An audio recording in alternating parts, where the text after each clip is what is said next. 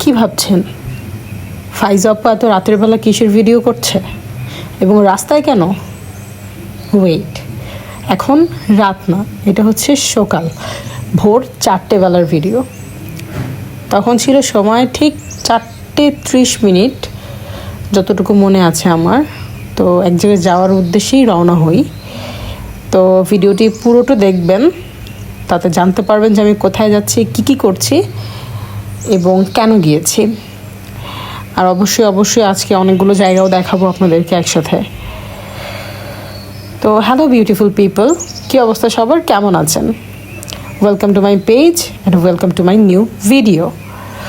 তো এই তো যাচ্ছিলাম, ওই তো বললাম না যে একটা জায়গায় যাচ্ছি। মূলত আমি কিশোরগঞ্জ যাওয়ার উদ্দেশ্যে রওনা হয়েছি, যেটা হচ্ছে আমার নানু বাড়ি। যারা আমাকে চেনেন তারা হয়তো বা জানেন আমার নানু বাড়ি হচ্ছে কিশোরগঞ্জের দিকে। তা আমার সাথে আমার মা, আমার ভাই তারা ছিল। তো সকাল সকাল একটা রিক্সা নিয়ে বের হয়ে যাই, যেহেতু সাডেন প্ল্যান, কোনো কিছুর মানে ফিক্স ছিল না যে যাচ্ছি থাকবো, এসে কোনো কিছু ফিক্স ছিল না, যাচ্ছি একদিনের জন্য আবার ব্যাক করব।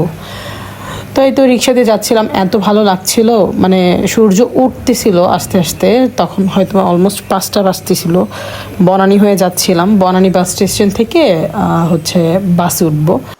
তো বাসে ওঠার জন্যই যাচ্ছিলাম। তো এখনকার যে সময় আসলে কি বলবো, ভেতরে সন্দেহ থাকে, রোড ভর্তি মানুষ ছিল যদিও এত সকাল ভোরবেলায়, তারপরেও আমাদের মাঝ রাস্তায় হচ্ছে রিক্সাটা একটু বন্ধ হয়ে যাইতে নিছিল।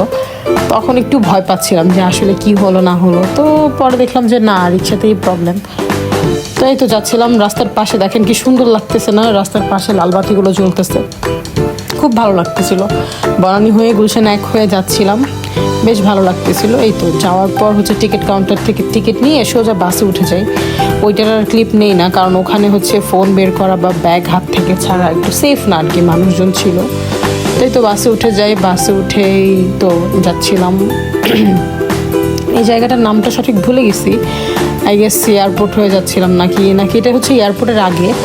তো যাচ্ছিলাম, বেশ ভালো লাগতেছিল, সকালের মানে ঠান্ডা একটা বাতাস, ফ্রেশ এয়ার, এটা আই গেস সবারই এটা ভালো লাগে, আমার একার না। তো এই তো যাচ্ছিলাম কি যে ভালো লাগতেছিল যা বলার বাহিরে।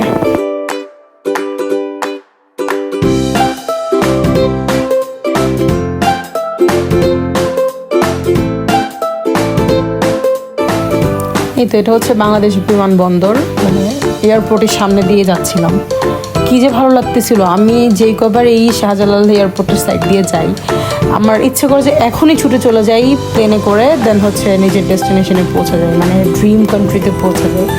সবারই হয়তো বা এরকমটা হয়, আমার একার নাম। আমার খুবই খুবই খুবই ভালো লাগে, মানে ড্রিম আমার, আমি যে কবে যাব, এটা হচ্ছে ড্রিম। আপনারা সবাই দোয়া করবেন যাতে করে আমি আমার ড্রিমটা পূরণ করতে পারি, বাবার স্বপ্নগুলো সাকসেস করতে পারি, পূরণ করতে পারি। এয়ারপোর্টের সাইড দিয়ে ঘুরে ঘুরে যাচ্ছিলাম, বেশ ভালো লাগছিল। আবার তখন হচ্ছে একদম সূর্য উদয় হওয়ার সময়, সূর্য উঠতেছিল আস্তে আস্তে। মানে প্রকৃতি যারা ভালোবাসেন তারা অবশ্যই ট্রাভেল করতে পছন্দ করেন, আমি জানি। আর ট্রাভেল করতে যারা পছন্দ করেন তাদের তো এই সমস্ত ভিউ মানে কিছু বলারই নেই, আসলে এগুলো তো দেখতে ভালোবাসেনি তারা। মানে প্রকৃতি যে একটা শান্তি, প্রকৃতি দেখার মধ্যেও যে একটা মত, প্রকৃতির যে আলাদা একটা স্মেল, সুঘ্রাণ, সেটা আসলে কি বলবো, বলে বোঝানোর মতো না। তো এয়ারপোর্টের দিকে যতক্ষণ যাচ্ছিলাম, যা দেখছিলাম, কি ভালো লাগছিল বলে বোঝানোর মতো না, আসলে আমি আসলে এটা এক্সপ্লেন করতে পারবো না। তো চলেন একটু ভিউ দেখি, ভিউ দেখতে দেখতে যাই। আর আগেই বলে রাখি আজকের ভিডিওটা একটু বড় হবে, আর যারা প্রকৃতি পছন্দ করেন তারা অবশ্যই ভিডিওটা না টেনে শেষ পর্যন্ত দেখবেন।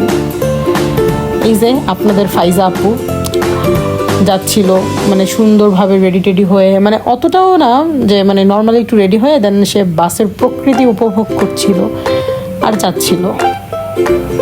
আর এটা হচ্ছে আমার মোস্ট ফেভারিট একটা এরিয়া, মোস্ট ফেভারিট একটা এরিয়া। এটা হচ্ছে রাজেন্দ্রপুর, গাজীপুরের এদিকে যারা থাকেন তারা রাজেন্দ্রপুর ছিলেন, আর যারা বাইরে তারা অবশ্য চেনেন রাজেন্দ্রপুর।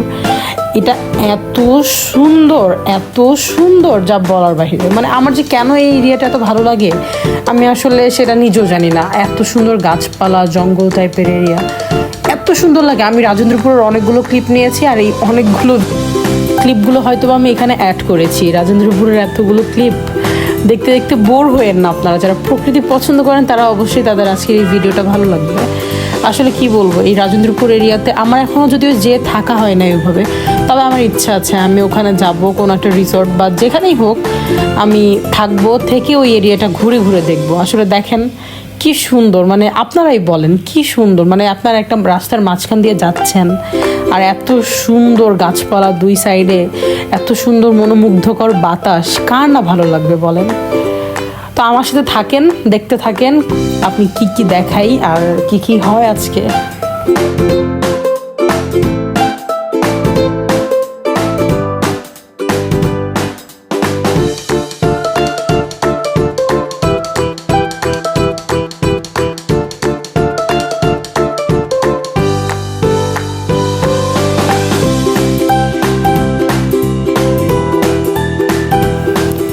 এই নদীটা কত সুন্দর না, নদীটা দেখেই মানে মনটা শান্ত হয়ে যাচ্ছিল। ইচ্ছে হচ্ছিল বাস থেকে নেমে নদীর পাড়ে গিয়ে কিছুক্ষণ বসে থাকি এবং মনের যত দুঃখ কষ্ট আছে সব কিছু এই নদী এবং বাতাসের মাধ্যমে বের করে দিই।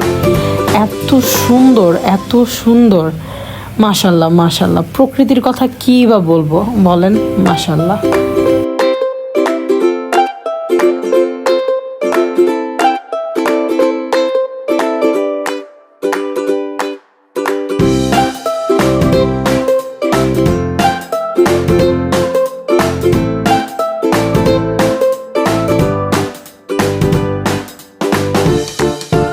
প্রকৃতি দেখতে দেখতে আমি কিশোরগঞ্জ স্টেশনে এসে নেমে যাই। এখানে আমার সাথে একটা দুর্ঘটনা হয়, সেটা হচ্ছে আমার মোবাইল ফোন আমি বাসে রেখে নেমে যাই সিএনজিতে ওঠার উদ্দেশ্যে। তো সিএনজি ওঠার পর যখন সিএনজিটা চালু হয় তখন আমার ব্যাগ খুলে ভিডিও নেওয়ার জন্য, ফুটেজ নেওয়ার জন্য তখন আসলে মাথায় আসে যে আমি ব্যাগে ফোন পাচ্ছিলাম না। দেন তো একটা চিৎকার চেঁচামেচি, ফোন কোথায়।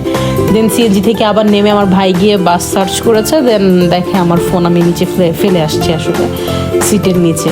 তো আল্লাহ আমাকে বাঁচাইছে অ্যান্ড অনেক অনেক শুক্রিয়া আল্লাহর কাছে যে সেদিন বাসের ভাগ্যক্রমে তেল ছিল না, তারা নাকি ফুয়েল যেটাই নেয় আর কি সেটা ছিল না, তো তারা নিচ্ছিল আর কি ওইখান থেকে, স্টেশন থেকে তারা ফুয়েল নিচ্ছিল।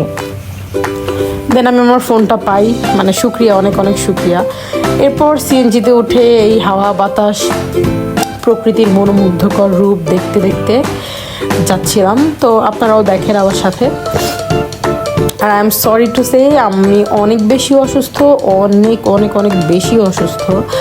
আপনারা হয়তো আমার ভয়েসে বুঝতে পারতেছেন আমার এত পরিমাণ ঠান্ডা লেগেছে আর এত পরিমাণ জ্বর। দীর্ঘ 10 দিন হবে মেডিসিন নিচ্ছি, ট্রিটমেন্ট নিচ্ছি, তারপর কোনো কাজ হচ্ছে না। জ্বর আপ ডাউন করতেছে 103, 100, 103, 100 এরকম।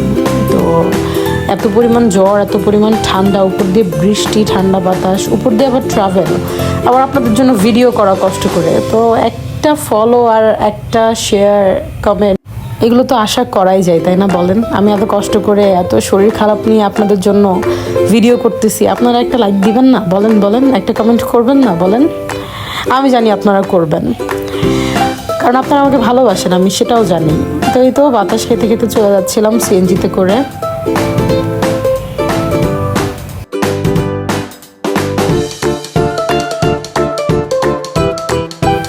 প্রকৃতি দেখতে দেখতে সর্বপ্রথম যাই বড় খালামনির বাসায়।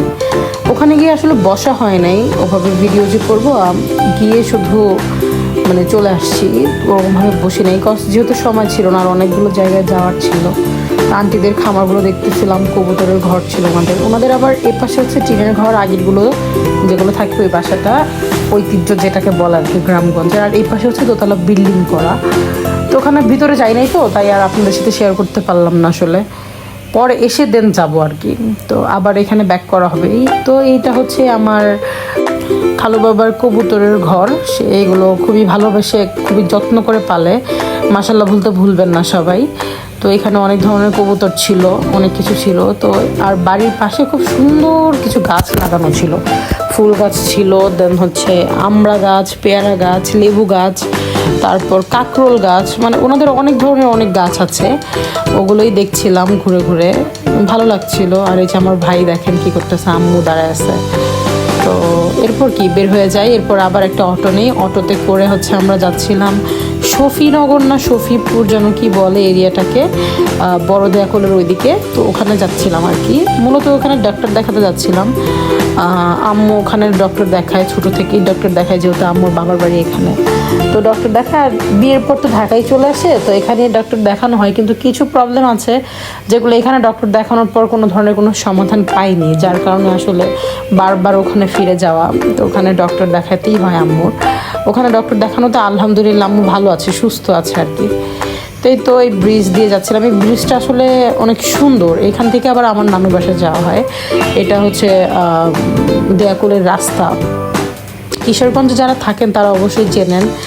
আর আমার পেজ থেকে যদি ভিডিওটি দেখে থাকেন, যারা কিশোরগঞ্জের আছেন তারা অবশ্যই আমাকে একটা কমেন্টের মাধ্যমে জানিয়ে যাবেন যে আপনি কিশোরগঞ্জে কোথায় থাকেন। তো এখানেও প্রকৃতি আসলে শেষ নেই। গ্রামে গঞ্জে যাওয়া মানেই প্রকৃতি দেখা, আর কি দেখবো বলেন। তো এখানেও প্রকৃতি দেখছিলাম, ঘাস, মাঠ, পানি, নদী, গরু, এগুলো দেখছিলাম। খুবই ভালো লাগতেছিল। মানে এই একটা দিন, এই অল্প কিছুক্ষণের সময়, আমি তো থাকার জন্য যাইনি, তো খুব আসার সময় খুব মন খারাপ হচ্ছিল। তো সাথে বড় খালামণি ছিল, ওনার সাথে গিয়েছি।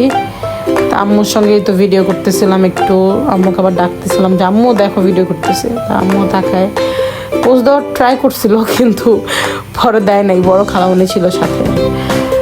তো ডক্টর দেখানো শেষ, এর মাঝখানে ডক্টর দেখাইছি, ওইটার ক্লিপ আর নেই। দেন ডক্টরের বাড়ি থেকে চলে যাচ্ছিলাম। এখান থেকে যাব হচ্ছে নানু বাসায় যাব, মানে আমার মূল নানু বাড়ি যেটা, সেখানে যাব। ওখানে যেহেতু কেউ থাকে না এখন, মসজিদের পাশে কবরস্থান আছে আমাদের পারিবারিক, মানে আমার নানাদের পারিবারিক কবরস্থান। ওখানে নানাকে শোয়াইছে, তো ওখানে তারা শুয়ে আছেন। তো ওখানে যাব, ওখানে গিয়ে সবার সাথে একটু দেখা করবো। ওখানে যদিও আমাদের ওরকম কেউ থাকে না, ওখানে আম্মুর দূর সম্পর্কে অনেক আত্মীয়রা থাকে। আর কাছের বলতে আম্মুর মনে হয় একজন ভাই থাকে ওখানে। তো ওভাবে ওখানে যাওয়া হয় না, 2-3 বছর 4-5 বছর পর একবার হলে যাওয়া হয়। তো এটা হচ্ছে আমার মামার বাসা ছিল, ওখানে গিয়েছিলাম, সবার সাথে একটু হলেও দেখা সাক্ষাৎ করে আসছি।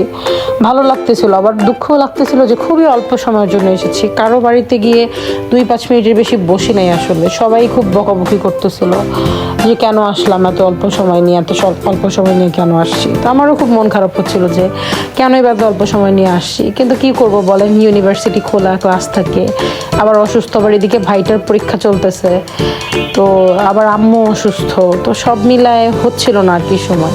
এক রাত যদি থাকতাম তাহলেও তারা হয়তো বা একটু শান্তি পেত, কিন্তু ওটা হচ্ছিল না। কী করবো বলেন, ফ্রাইডেতে একটু সময় করে গিয়েছে, তারপরেও তো ব্যাক করতে হয়েছে, কারণ 9টার দিকে এখানে আবার একটা কাজ ছিল ঢাকাতে।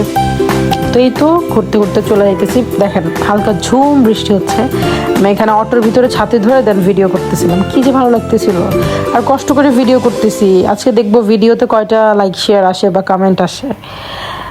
তো ভিডিও করছিলাম, চলেন প্রকৃতি উপভোগ করি।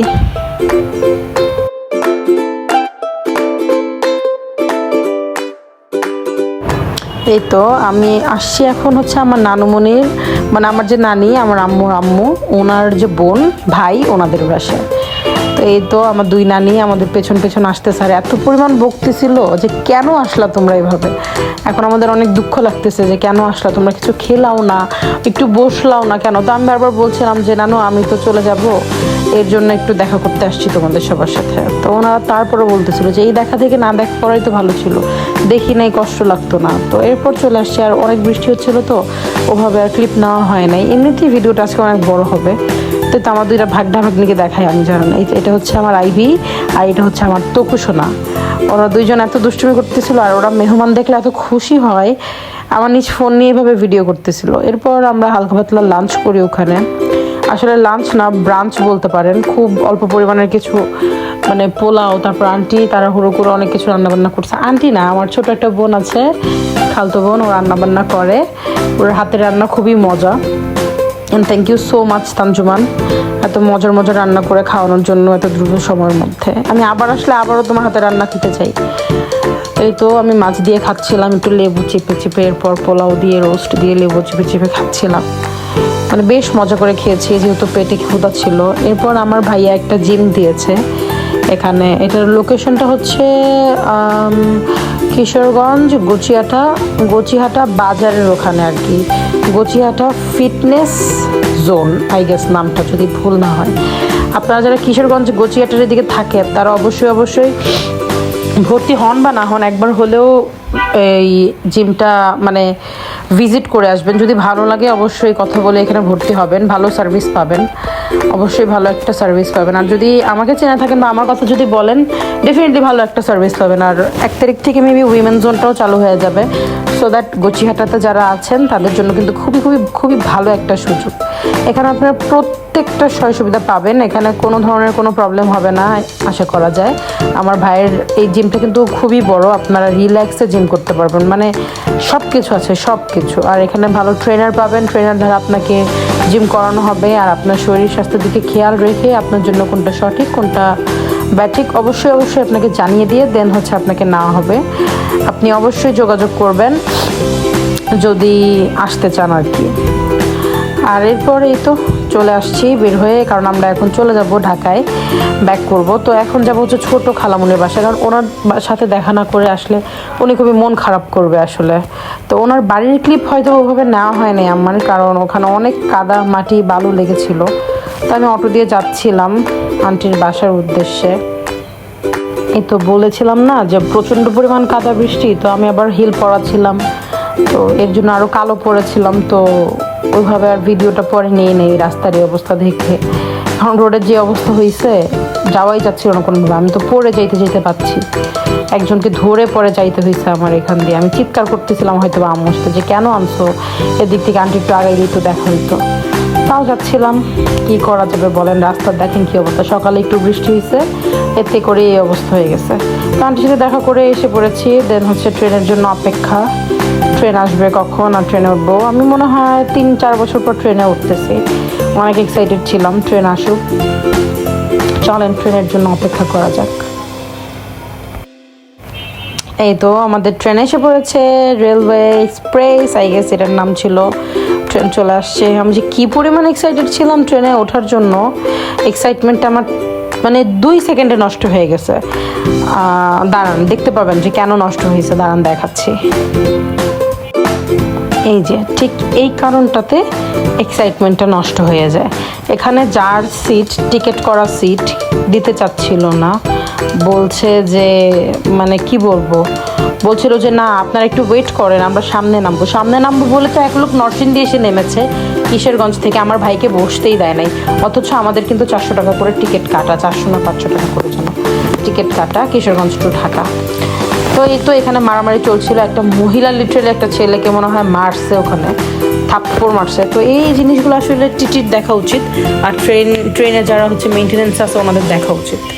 তো আর কি, এরপর ঝড় ঝামেলা বাদ দিয়ে এরপর হচ্ছে আমি তো প্রকৃতি উপভোগ করছি, এবার আপনারাও প্রকৃতিটা উপভোগ করেন। ট্রেন থেকে যে প্রকৃতি মানে মাশাল্লাহ কি বলবো, মাশাল্লাহ, জাস্ট মাশাল্লাহ ছাড়া আর কিছু বলারই নেই। আপনারাও দেখেন কি সুন্দর শুধু দেখেন।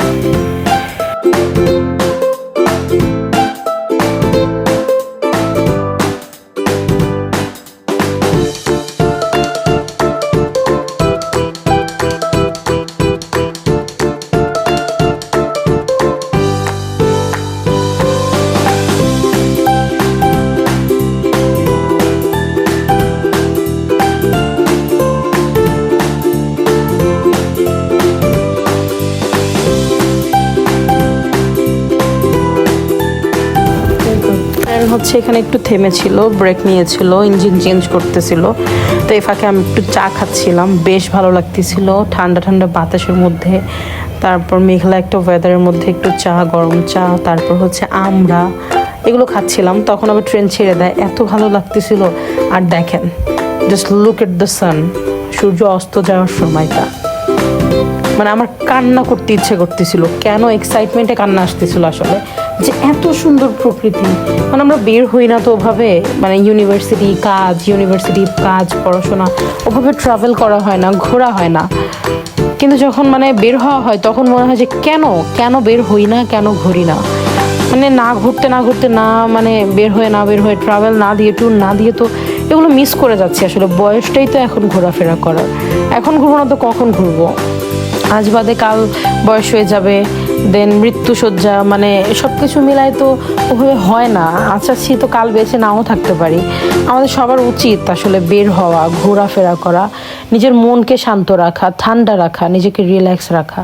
আর রিল্যাক্স রাখার জন্য এরকম একটা ট্যুর বা এরকম একটা ট্রাভেল ট্যুর এটাই তো যথেষ্ট, তাই না বলেন? আসলে আমি এখন মনে করি যে যারা হচ্ছে প্রতিনিয়ত একটা করে ট্রাভেল করে, ট্যুর দেয়, তারা আসলে পৃথিবীর সবচেয়ে সুখী মানুষ। তারা কাজের ফাঁকে ফাঁকে গিয়ে নিজেকে শান্ত করে আসে, নিজেকে রিল্যাক্স করে আসে, মন মানসিকতাকে ঠিক করে আসে, মানে বলা যায় যে সুস্থ করে আসে, অসুস্থ সমাজ থেকে বের হয়ে প্রকৃতির মাঝে নিজেকে হারিয়ে সুস্থ করে আসে। আস্তে আস্তে সূর্য আসতে যাচ্ছিল এবং আকাশের রং পাল্টাতে শুরু হয়েছে। এত সুন্দর মনোরম দৃশ্য, আর ট্রেনটা একদম স্মুথলি চলতেছিল, খুব ভালো লাগতেছিল। ঠান্ডা একটা বাতাস, কিছু বলার নাই, জাস্ট মাশাআল্লাহ ছাড়া আর কিচ্ছু বলার নাই। রাত হয়ে যাচ্ছিল আস্তে আস্তে, যদিও আমার টেনশন বাড়ছিল, কারণ এখন তো ছিনতাই চুরি, বাংলাদেশ তো সেফ না, বিশেষ করে মেয়েদের জন্য তো একদমই সেফ না। তো আর আরেকটা জিনিস ফেস করি ট্রেনের মধ্যে, অযথা একটা লোক মানে যেভাবে তাকাচ্ছিল, মানে একদম কিশোরগঞ্জ স্টেশন থেকে ওঠার পর থেকে সে ঢাকা পর্যন্ত সে এইভাবে তাকাইয়াই ছিল। আমাকে কি দেখছে আমি জানি না, সে তাকাই ছিল, আমি বারবার তার দিকে তাকাচ্ছিলাম। দেন হচ্ছে লাস্টলি আমার শাউট করতে বাধ্য হই যে আপনি কেন এভাবে তাকায় আছেন, আপনি কি আমাকে চেনেন? আপনি তো আমাকে চেনেন না, তখন আপনি কেন আমার দিকে তাকায় আছেন? আমি সেই শুরু থেকে দেখতেছিলাম যে আপনি আমার দিকে তাকায় আছেন। দেন উনি বলতেছে না আমি আপনাকে দেখছিলাম না, পেছনে তাকাইছিলাম, অমুক তমুক। আমি কি বুঝি না মগের মূলক পাইছে? তো ওই তো ভাবে পর আম্মু বলছে থাক বাদ দাও। দেন চলে আসি, এরপর সিএনজি নেই, এয়ারপোর্টে আমরা নামি, ওখান থেকে সিএনজি নিয়ে ঢাকা শহরের যানজটে আবার ফিরে আসি, ঢাকা শহরের কোলাহলযুক্ত জায়গায় আবার চলে আসি। এখানে এসে সিএনজি নিয়ে দেন বাসার উদ্দেশ্যে রওনা দিই। এই যে ফাইনালি আমি আমার বাসায় গেটে চলে আসছি, আমার ফ্রেন্ড অপেক্ষা করতেছিল। তাই তো বাসায় উঠে আর কোনো ভিডিও নেই। আজকের মতো এতটুকুই। সবাই ভালো থাকবেন, সুস্থ থাকবেন, দেখা হবে পরবর্তী কোনো ভিডিওতে। আল্লাহ হাফেজ।